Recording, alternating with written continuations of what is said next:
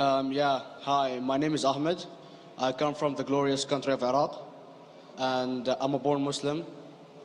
My problem is that I practiced Islam when I was... Brother, first we'd request questions from the non-Muslims. Once all the questions from non-Muslims are over, inshallah, we'll give you a chance. Yeah, but I'm telling you my problem only. Okay. But you said you're Ahmed and you're a born Muslim. I am born Muslim. But now are you a Muslim or not? I'm agnostic. Oh, so now you have left the religion of Islam. Yeah, I'm confused. Okay, fine. If you have left the religion of Islam, you can ask the question, brother. Okay. So my question is, how come I don't have the faith that you and the other Muslims have and some of my friends, even though I practiced Islam a lot and I even did Umrah, but I still do most of the sins that are forbidden in Islam, and I sometimes am lazy to do the prayer and the other subjects we have to do in Islam. I have read many books about other religions and conspiracy theories and documentaries and such. I even have seen your own videos on YouTube, and there are many questions that go around my head about Allah and the Messenger and Muslims in general. And basically the most important question is, you said in one of your debates or questions that Allah is the creator and He's uncreated. But I have realized, how can the uncreated exist? And if He exists, how can we notice Him? How can we see Him or hear Him or feel Him or know of His existence if He's uncreated in our own dimension or so? That's one of the questions. Brother Ahmed said that he is a born Muslim. He comes from Iraq. He read the Quran, he read the books, but he commits many sins. He believes maybe sometimes he's agnostic and he's lazy for praying.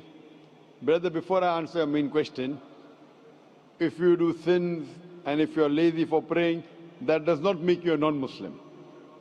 As long as you believe that praying is fard, sometimes you miss, it's a sin.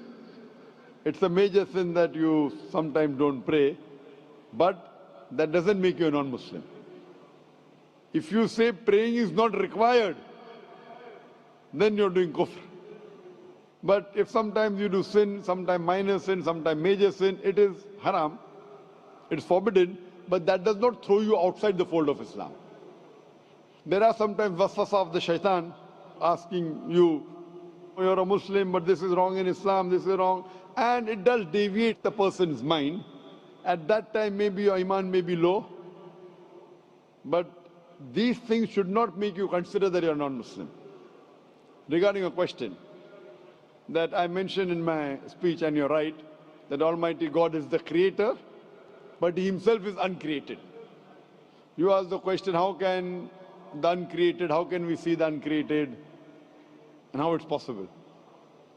Allah subhanahu wa ta'ala is Khaliq, is the creator. And by definition, He's uncreated. Because normally people say that when they try and prove in logic that everything has a creator, who created this table, the carpenter, from where he got, from the tree, who created the tree, so it goes back to Allah. So when many of the people try to convince an atheist, they try and say that everything has a creator, and then they get trapped when the atheist asks him who created Allah. So if you hear my tapes, I never go that way. I ask the atheist that how did you come to know about the universe? How did you come to know about the functioning of the stars, of the sun? And he says, and goes back, that the creator. So it's the vice versa. So if you know how to deal with logic, you don't trip over this problem with the atheist trap, the Muslims or the believers, by saying who created Allah. By definition, Allah is uncreated. And if you ask the question, who created Allah? If you have heard my tapes, I give the reply, that suppose a person comes and says that my brother John.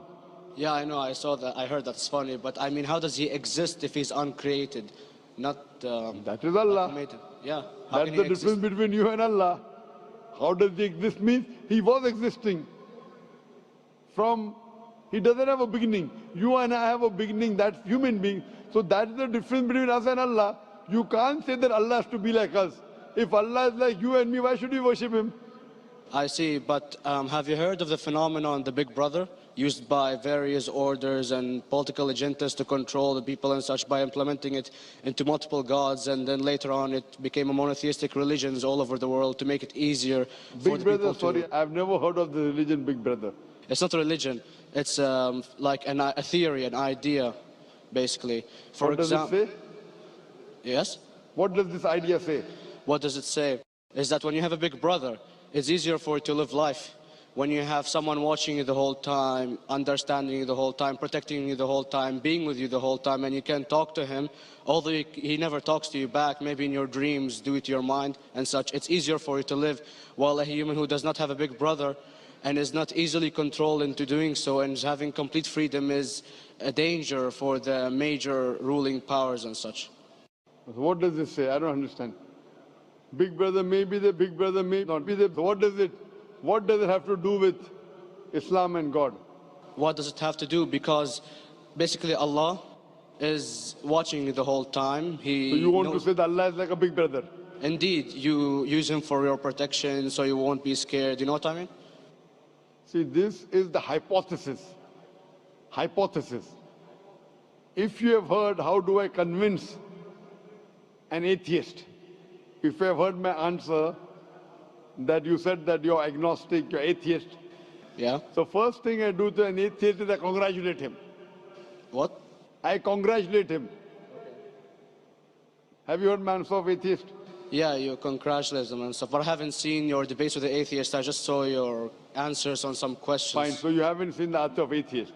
No, but I've seen your debate with David William Campbell. And that's William Campbell is not an atheist. Yeah, yeah. Now when an atheist tells me he does not believe in God like your theory of Big Brother, yeah, and if you believe in that theory, I will ask you, first thing I do to the atheist, I congratulate him. You know why?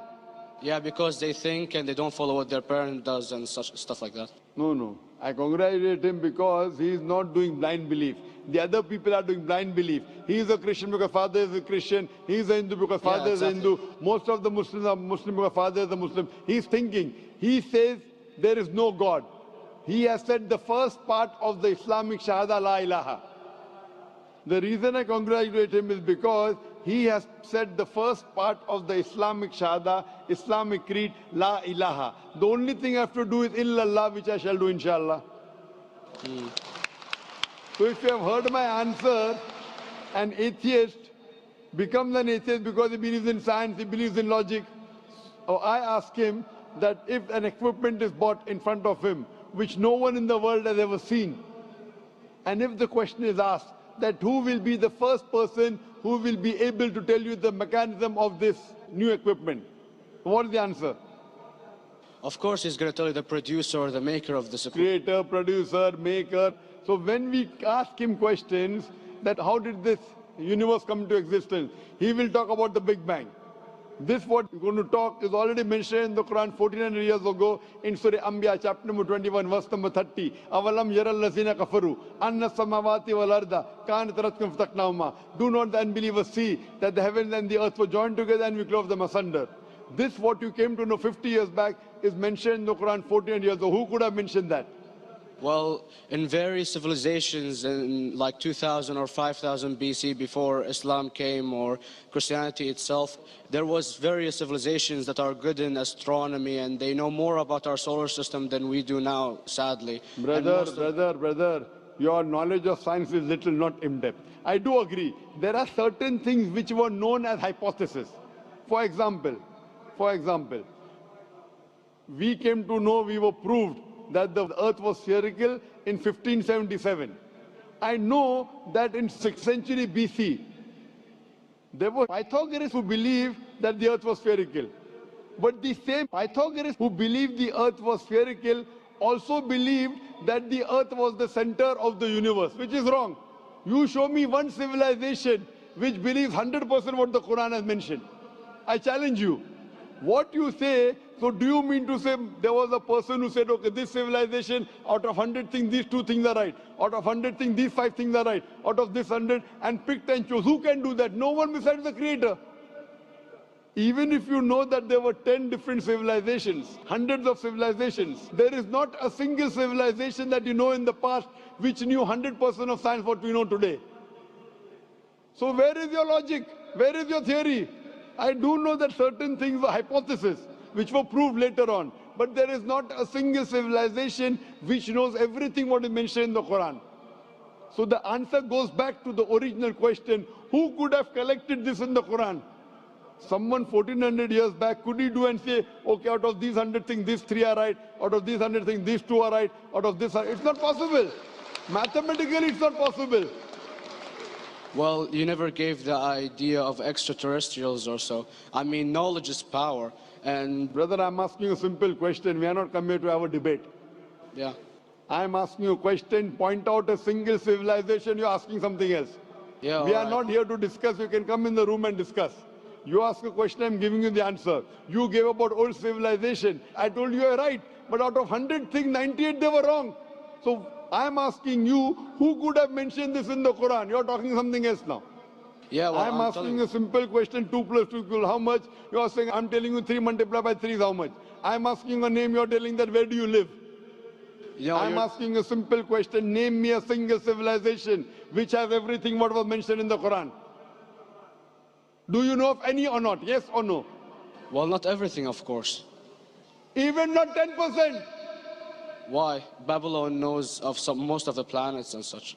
Planet is not the only thing mentioned in the Quran. There are 1,000 things mentioned in the Quran. To say what 1,000 things are mentioned in the Quran, 10% would be equal to 100 things.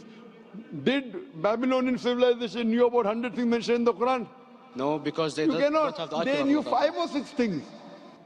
In percentage wise, very small. So of course. Who can be the author of the Quran besides the creator to know what is right, what is wrong? Today science has established the hypothesis mentioned by Babylonian so many centuries back is today proven. So these were hypotheses in the past, which out of them many have been rejected, some have been accepted. So to collect all which is 100% correct has to be from the creator and no one else.